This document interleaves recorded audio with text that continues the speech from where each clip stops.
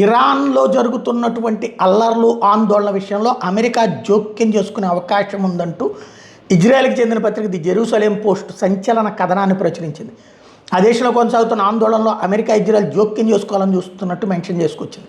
ఆర్థిక సంక్షోభంలో కూరుకుపోయిన ఇరాన్లో నిరసనలు కొనసాగుతుండటం, ధరలు పెరిగిపోవడం, కరెన్సీ విలువ పడిపోవడం, లైక్ వెనిజులా పరిస్థితి, అనేక మంది ప్రజలు వీధిలోకి వచ్చి ఆందోళన చేస్తూ ఉండటం, గతంలో కూడా ఇట్లా నిరసనలు జరిగినప్పుడు ఇరాన్ అధికారులు వాటిని కఠినంగా అణిచేశారు. ఈ తాజా ఆందోళన మీద మాత్రం అంతర్జాతీయ సమాజం దృష్టి సారించింది.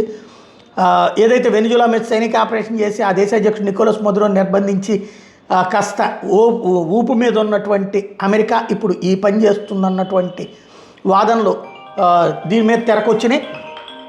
అదే సమయంలో ఇరాన్ తన బాలిస్టిక్ క్షిపణి కార్యక్రమాలు పునరుద్ధరించడానికి తాము అనుమతించమని ఇజ్రాయెల్ ప్రధాని బెంజమిన్ నెతన్యాహు చెప్పుకొచ్చారు. పార్లమెంట్లో ఆయన మాట్లాడి తమ మీద దాడి జరిగితే ఇరాన్ తీవ్ర పరిణామాలు ఎదుర్కోవాల్సి వస్తుందని హెచ్చరించారు. ఈ సందర్భంగా ఆ దేశంలో కొనసాగుతున్న ఆందోళన గురించి కూడా నెతన్యాహు మాట్లాడారు. స్వేచ్ఛ న్యాయం కోసం ఇరాన్ ప్రజలు చేస్తున్న పోరాటానికి మద్దతు ఇస్తామన్నారు. ఇరాన్లో కొనసాగుతున్న నిరసనలో చెలరగిన హింసలో దాదాపు 35 మంది ప్రాణాలు కోల్పోయారు. వారం రోజులకు పైగా కొనసాగుతున్న ఆందోళన 1200 మందిని అరెస్ట్ చేశారని చెప్పి మీడియా మెన్షన్ చేసుకొస్తూ 250 మంది పోలీసు అధికారులు, మరికొందరు భద్రతా దళాలు కూడా గాయపడ్డారట.